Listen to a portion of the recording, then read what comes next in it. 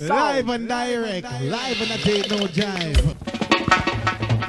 Legalize it. I mean, how much can a koala bear?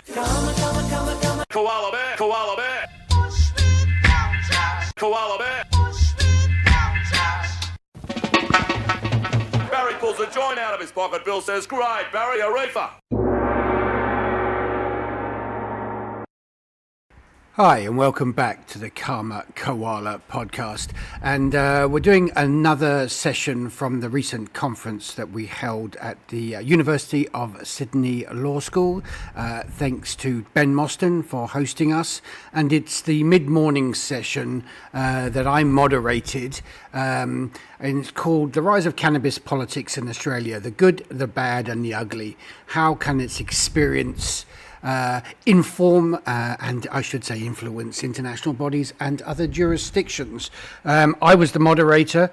On the panel were Brian Walker from the Cannabis Party in Australia. He's just been re-elected to the upper house there, first person to ever be re-elected on a cannabis ticket solely back to an upper house. We also had federal Senator David Shoebridge from the Greens Party, and also Cate Faehrmann from the Greens Party, elected member in New South Wales. And we thought we'd better temper all those politicians with a lawyer. So I'm very pleased to say we had Daniel Rathner from Indicated Legal. And thank you, Daniel, for hopping on a plane and coming up from Melbourne, as well as, I should say, his partner in crime, Sean Maloney, who is also Indicated Legal but based in Perth. Both big hauls. Both thank you very much for making the effort. Okay, let's dive straight in and see what was said. Should celebrate that reform, but that's also part of the bad, because I think the criticism of medicinal cannabis that it's a poor way of providing recreational cannabis with high costs and poorly regulated way of providing sort of backdoor to recreational cannabis. It's both the good and the bad. As people may know, we brought a bill federally, which we brought onto a vote last year to create a national market to regulate cannabis, and I've got to, I think that is far and away the best outcome, a national market to regulate cannabis. And like literally the debate in Parliament could have happened from Labor and the Coalition. It could have been the same talking points from 1983. 1974. Yeah, well, maybe that's what was a bit more 70s were a bit more sort of, it was a little bit more tie-dyed in 74 than the debate in 1983. And that was pretty extraordinary. The fact that they got away with the same talking points from 1983, given what's happened in the rest of the world. Yeah, and you know, the experience, the everyday experience of Australians about, you know, having recreational cannabis as a small part or a more significant part of their life, and then the political debate, the difference between that was pretty remarkable. And then, you know, at a federal level, we saw a lot of anger in the Coalition in particular about the pretty modest reforms being rolled out of the ACT. You know, the ACT decriminalising cannabis, then decriminalising personal possession after that. And I still remember the then Shadow Attorney General, Michaela Cash, and you know, she's an excitable human being. And as the ACT were talking about decriminalising personal, you know, possession of drugs in the ACT, she went into this sort of rant about how there would be party boats cruising, circling the Lake Burley Griffin, full of drug-taking, this drug-taking as mecca. opposed to the drunk Everyone would be rushing to Canberra to jump onto these party boats of psychedelics and heroin and cocaine, and I have been trying to find those party boats.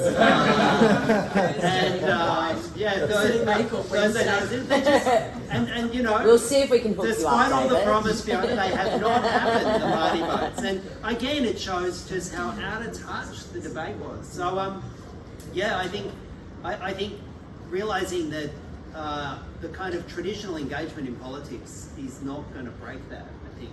And I do think some of the discussions about mass protests, movements, building social movements, obviously that's critical if we want to get any of those timeframes for legalising cannabis. And we're committed to being part of social movements for legalising cannabis.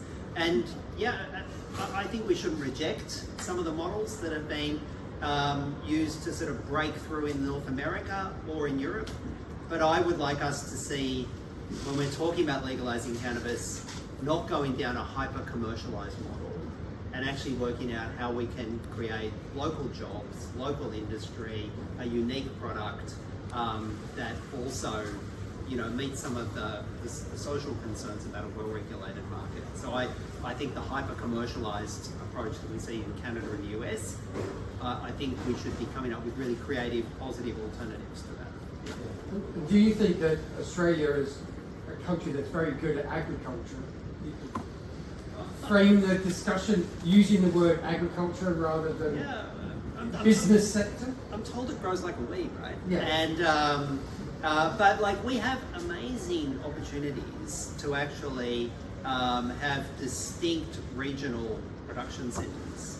The north coast of New South Wales would be ideal for a sort of significant domestic cannabis industry. We already see that in Tasmania, the growing conditions, particularly on the eastern side of Tasmania, incredibly useful for cannabis. Like, we have an enormous potential to grow low impact, organic,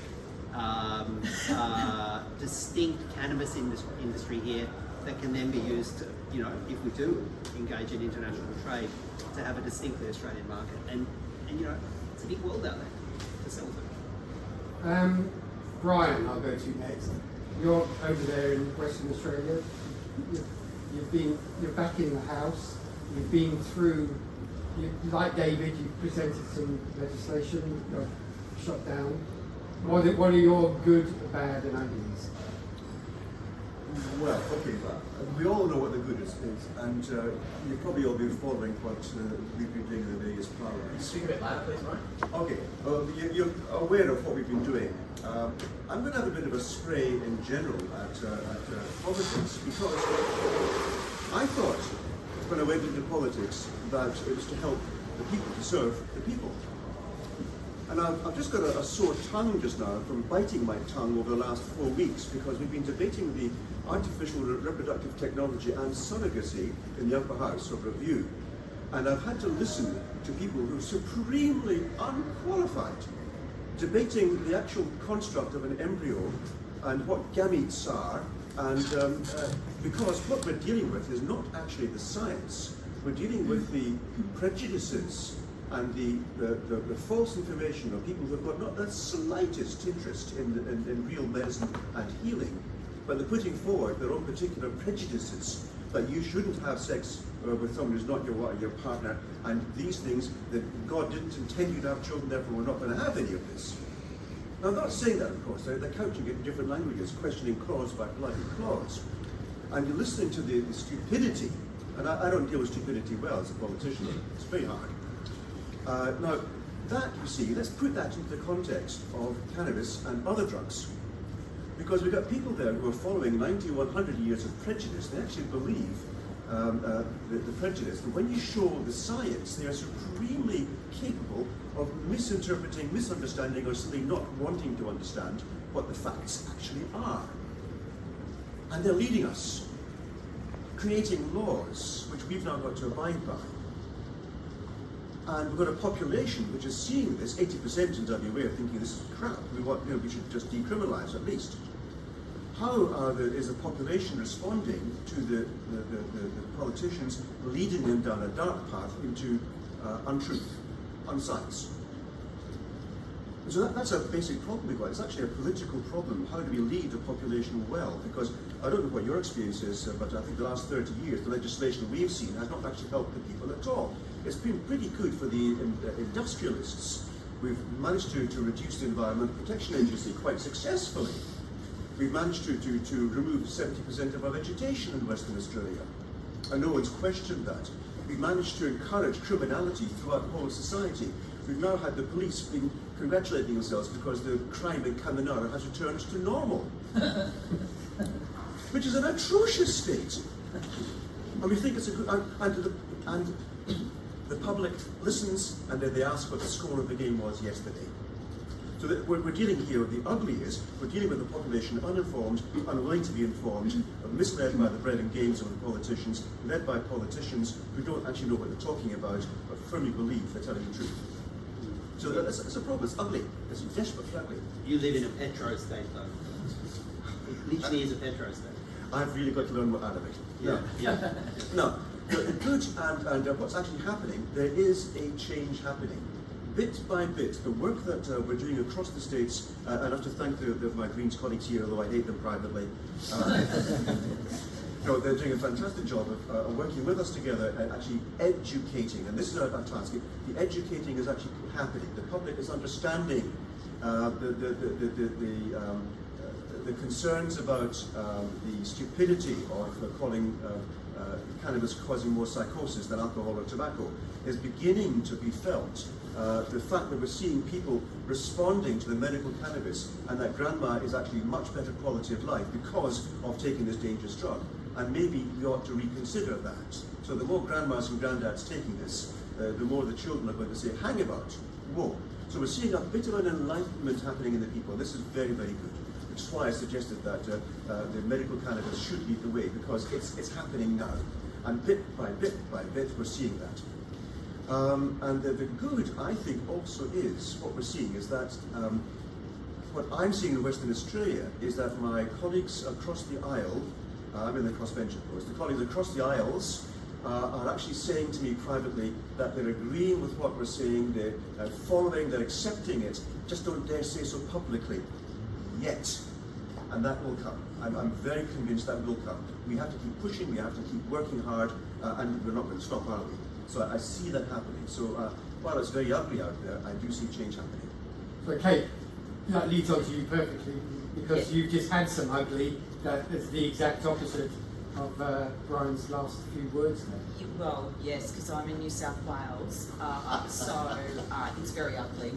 I think we're talking about politics and drug law reform. We've also got, we've sat all this week until 10 p.m. and last Thursday till 5:30 a.m. So you've got me in a kind of rather, it's not negative, but it's not as hopeful as I sometimes can be on this stuff. Ugly is exactly what describes the Vince government's approach at this point. It is incredibly disappointing that there were so many people, and probably some people in this room, that put so much hope into getting some indication of shifting on something substantial in relation to the way in which drugs are policed, regulated.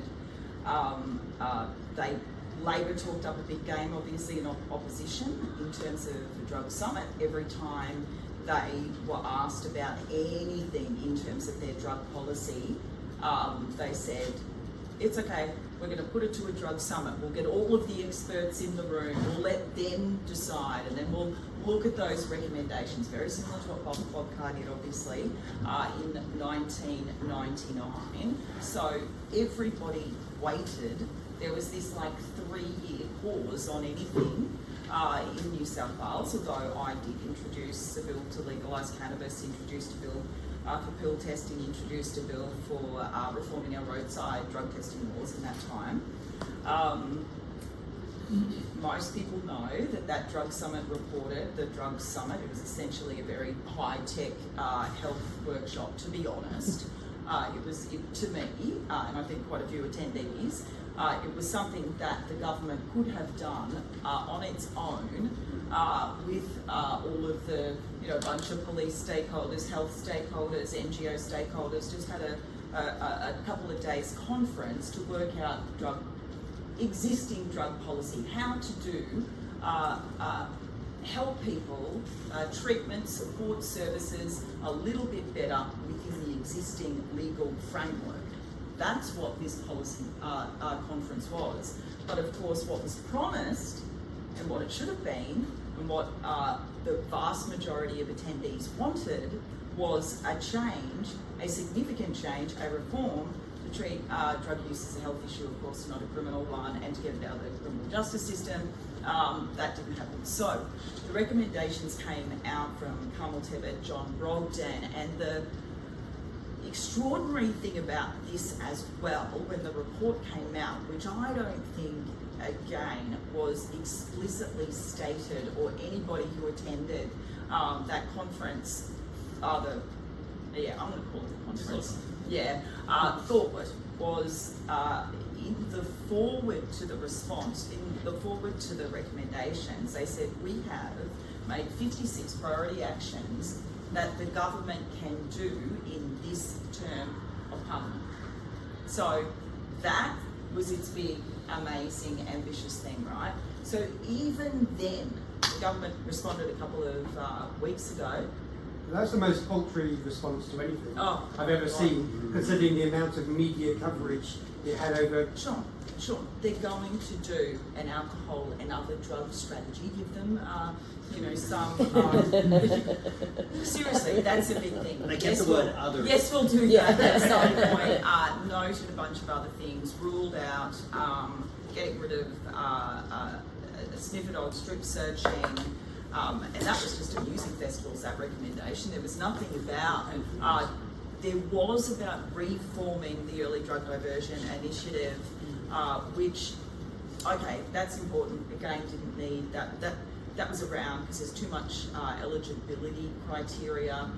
But the worst part about it, of course, is it's police discretion, and we know when police can exercise discretion, that they'll exercise it against or they won't exercise it against First Nations kids, people, for example, and it's not good. So I don't know where it goes from here. The government has, and also just quickly, in response to there was a parliamentary inquiry, quite extensive, into cannabis, regulating, legalising cannabis in New South Wales. Came up with a heap of good findings, recommendations, including straight out decriminalisation, then moving to a regulated, legalised model. The government's response to that, reject. There's no way the government will not decriminalise or legalise anytime soon. The worst part about all of this is that for the first time in quite a long time in New South Wales, there actually is a so-called, if Labor wanted to use it, a progressive majority in both houses. So we could actually say, for example, decriminalisation, which I think actually is very important for all drugs. So I'm just not obviously about cannabis. For all drugs in New South Wales is very important. We could do that very easily, get it past Parliament, but we know Greens government very conservative, Daily Telegraph very conservative, 2GB we know what runs, and the alcohol industry, clubs industry, hotels industry in New South Wales. So that's where we are. We won't stop. That's right, Brian. We keep going. We know the public's on our side. Absolutely agree with how to build more of a mass movement on this issue, because the public is behind us and there just kind of isn't one at this point. I'll leave it there. And then I've had to bring in a lawyer, so I've got Daniel, who's basically the only law firm in Australia that's created itself specifically to work within cannabis. So as a lawyer, watching what's happened in politics over, let's say, 10, 15 years, and working within an industry, but I presume also wanting to see more forward thinking in Canberra and in the States. What are your thoughts on the good, bad, and ugly? It's very interesting. It's interesting to look at it from an external perspective, because obviously it impacts my job and it impacts what all of my clients do. I think that in terms of good, the industry exists, which is fantastic. In terms of bad and ugly, I think they go hand in hand. And I think it comes down to the framework that was established and the fact that it hasn't really progressed with the development of the market. I think that Been left in the dust. it's been left in the dust, and the way that everyone knows patient access works is through a special access scheme or an authorised prescriber scheme, which traditionally is used for novel medications on kind of more fringe cases. It wasn't intended to support the size of the market, and it's still the access pathway. So I think that the industry's been forgotten a little bit in terms of no progression within the regulatory framework for the existing medical market. In terms of How much do you think the industry wants progressive regulation rather than some who can print themselves money quite easily at the moment? Yeah, that's a good question. I think that there are not only issues with the current framework, but also issues with enforcement that have led to that outcome. And I'm hoping that following the TGA consultation that's currently underway, there are some changes made there that would address some of the deficiencies in the framework. David doesn't look too confident about it. Well, look, you know, I don't think it's intended to do good for access to cannabis. No, I well, think I'm sure it's not. it's intended to make it, you know, maybe this is a subject to sort of go on if there's Q&A, but I think the government's now got a real problem, because if they start really ramping back access for medicinal cannabis, that might be the time we get the mass movement and we get people on the streets. Because if you cut off 1 million people from access to medicinal cannabis, that might be a nice social movement moment.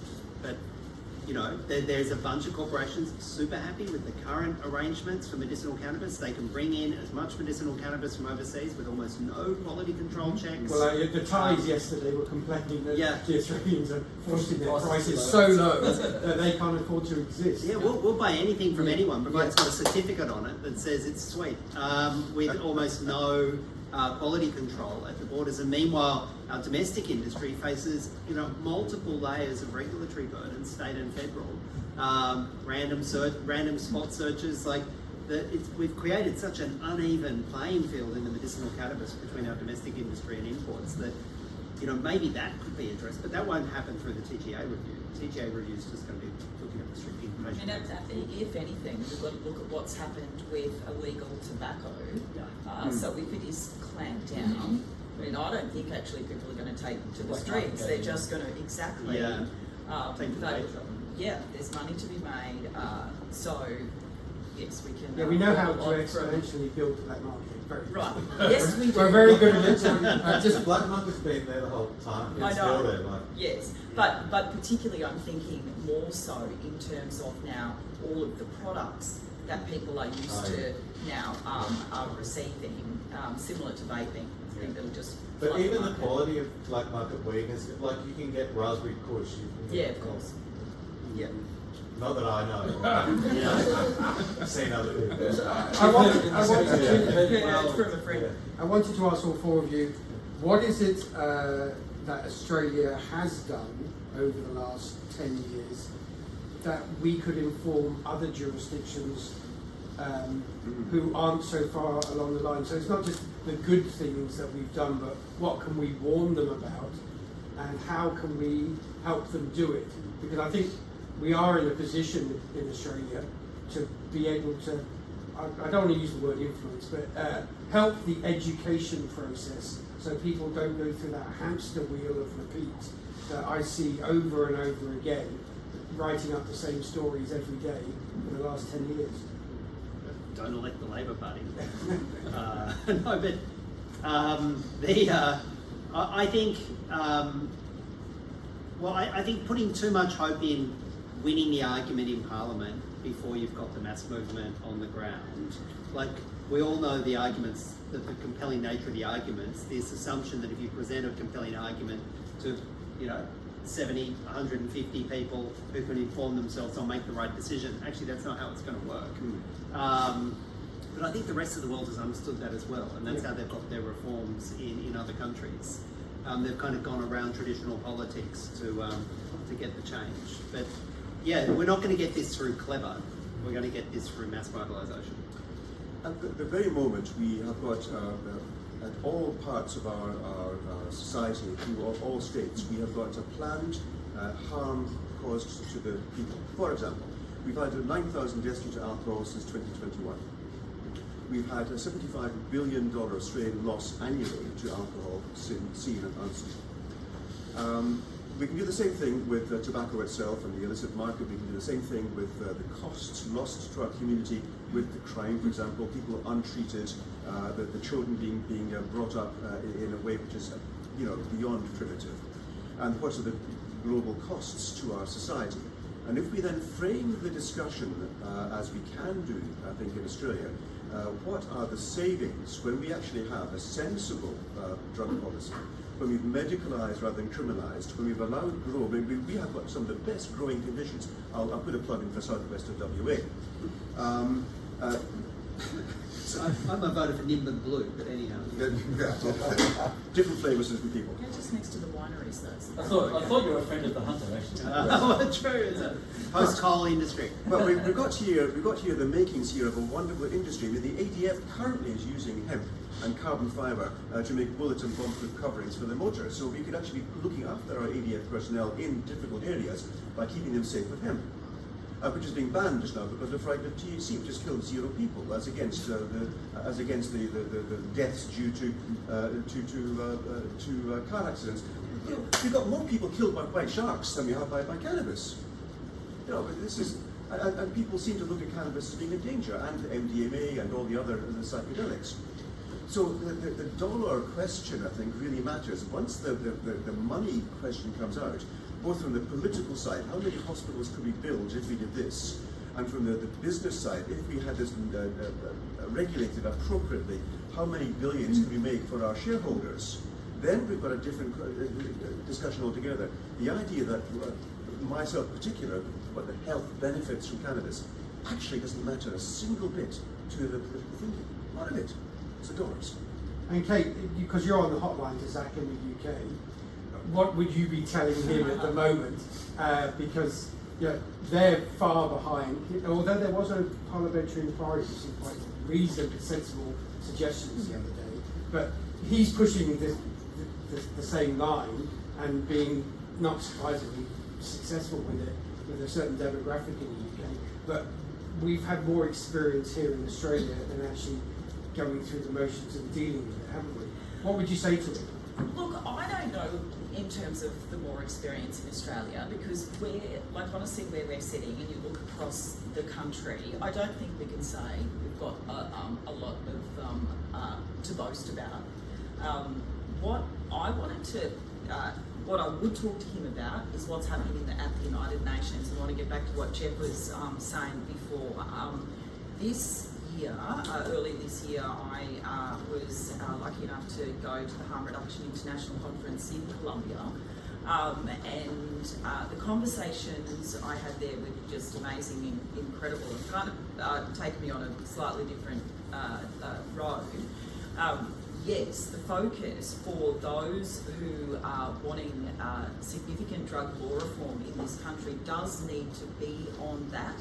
And I was so, I couldn't believe that the first time I heard about this Colombian resolution that literally is going to request that the entire framework of the war on drugs essentially is reviewed over the next 2 years, and the civil society here in Australia who are advocating for drug law reform, some of which who were actually at that NDC, what is it? I always get the, anyway, the Conference on Narcotic Control, whatever it is. INCB. Thank you.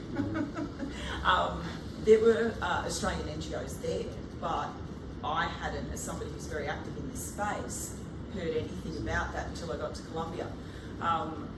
That is incredibly important. Colombia moved that for a reason. The three, it was Argentina, Russia and the US who voted against that resolution. Everybody else voted for it, which is amazing. So there's an expert panel that has been set up that Jeff may know that they're accepting submissions at some point, but I hadn't heard that was going to be open for submissions. They're reviewing it and assessing it at the next Vienna in April, and then in 2027 is crunch time in April. So the reason I'm saying that is we in Australia are very, very removed from what goes on like at the global level in terms of drug policy, even though here in Sydney, you know, for example, we know that we are very important in terms of global drug trade, and the Colombians were very, very interested in talking with me because of how important Australia and Sydney is to that global drug supply. I met with the Minister for Justice, for example. So I just wanted to throw that, and I would speak to Zach about that in terms of parliamentarians, like the parliamentarian, who we've got advocating at the global level largely is former Hollies, we know that.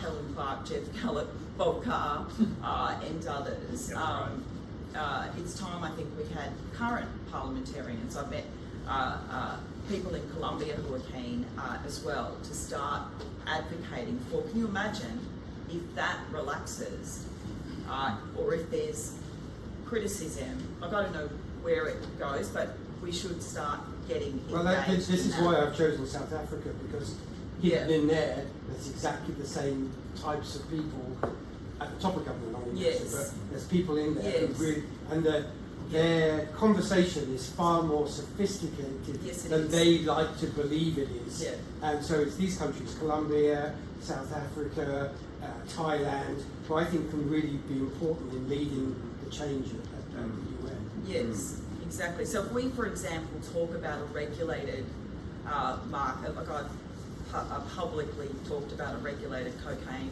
market before, supply, we have to be talking to Colombia.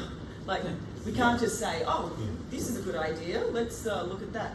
Because, and Colombia's the same. They're talking about it.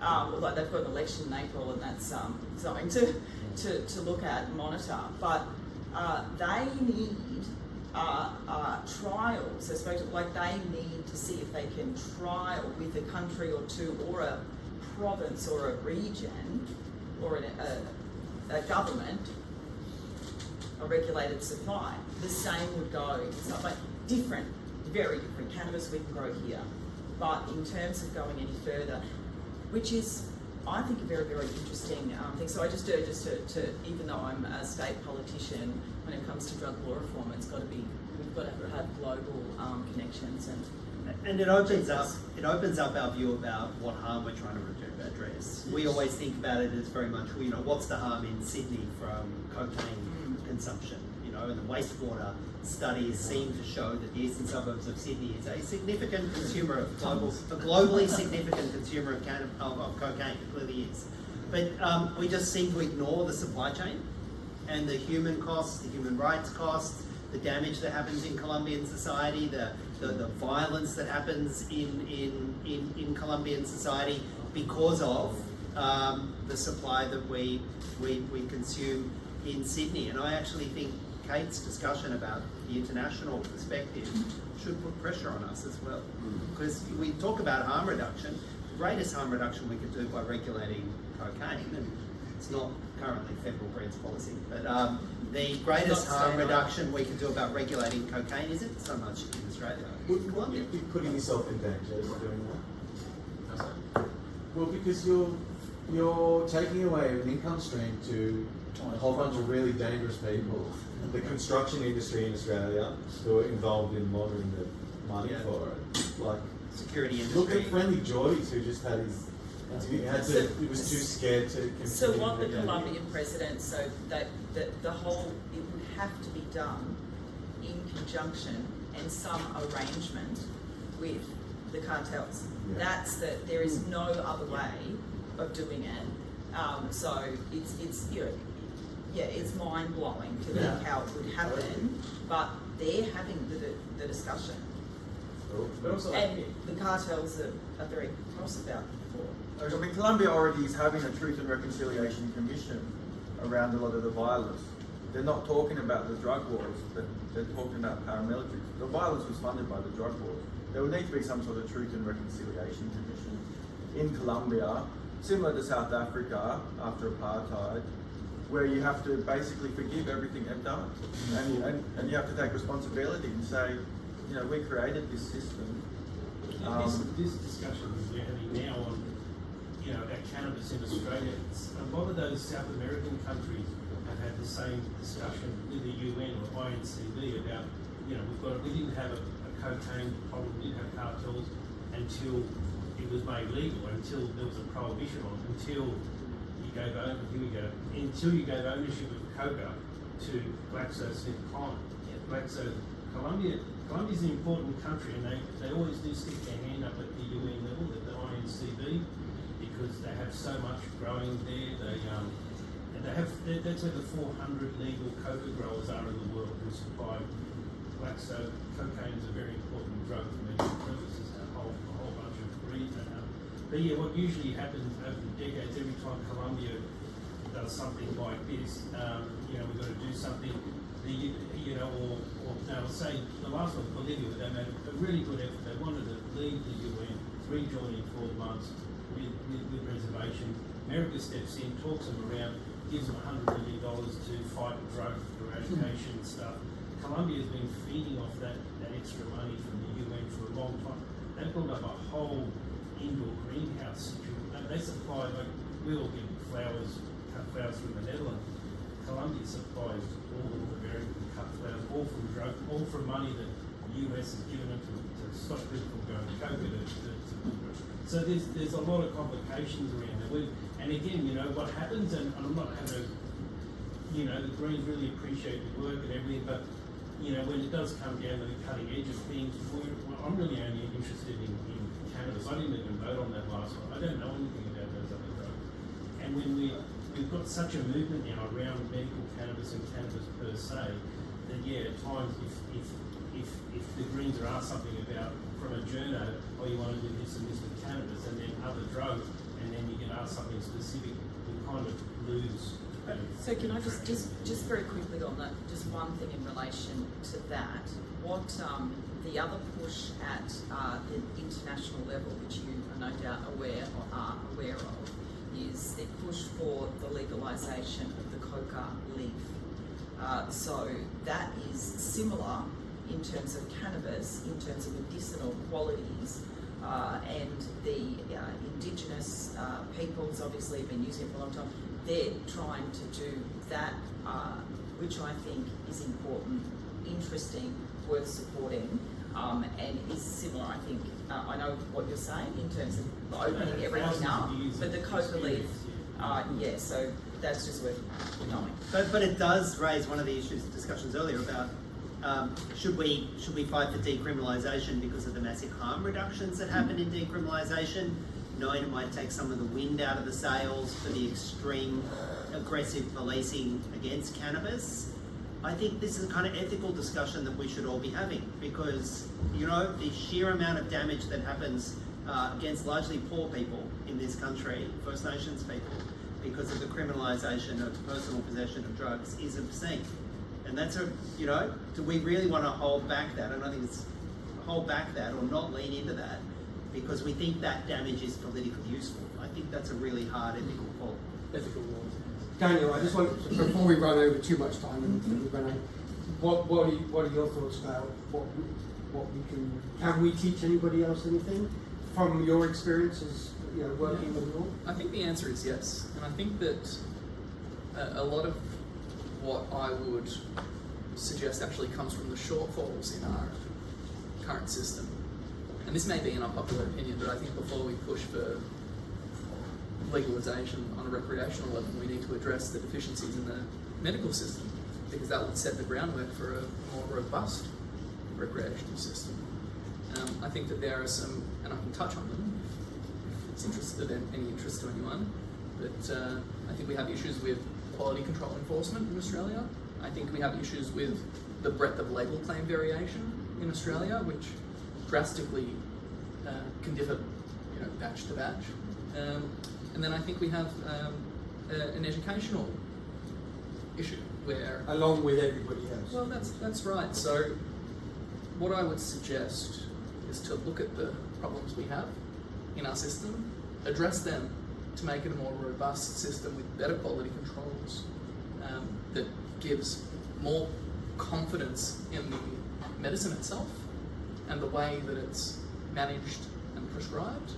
And then maybe once we fix our own issues, we can give advice as to what other people should be doing. Brian, you had something else you wanted to say. Yes, I think as Kate was saying, taking part in these international conferences, I think as Australians is really good because then we're playing our role on the international stage. I was actually in Washington in March of this year at the Global Cannabis Regulatory Summit, which was really, really good, by the way, and I had expected to see you there, actually, but maybe next time. I just meant to go to Colombia.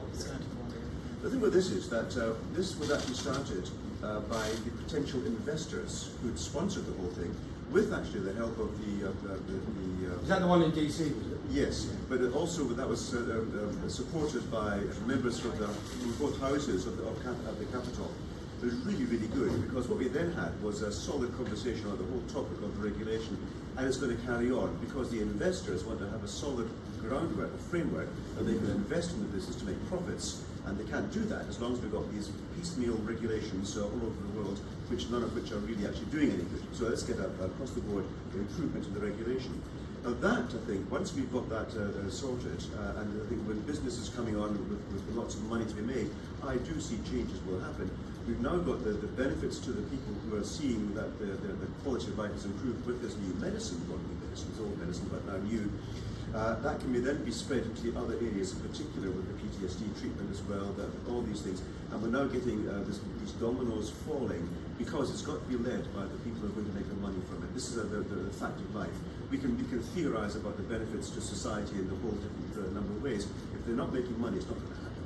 And so as long as the people making money in a fairly pleasant way, because that seems to be the issue at the moment. There's a lot of people making a lot of money, and not just here, everywhere, in a not particularly pleasant way.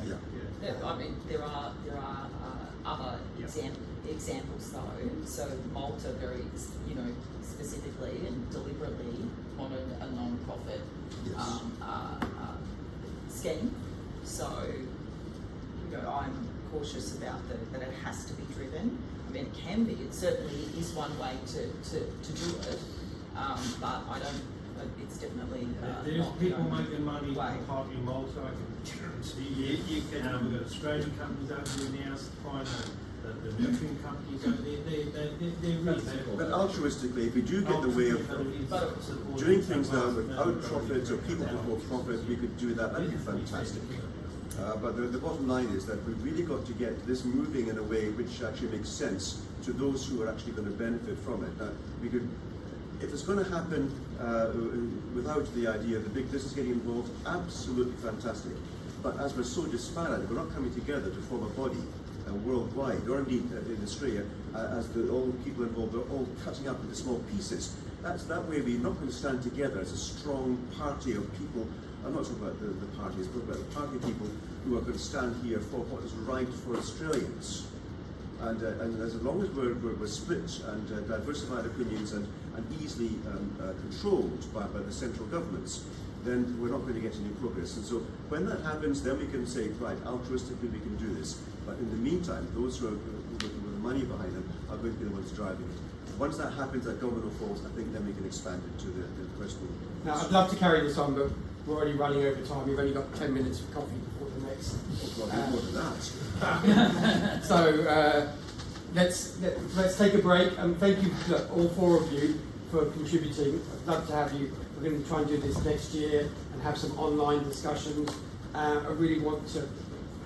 This is just the shortest introduction to the conversation that I want to have. Thanks, Sean. Great. Thank you very much. Live and direct, live and a date no jive. Legalize it. So how much can a koala bear? Koala bear, koala bear.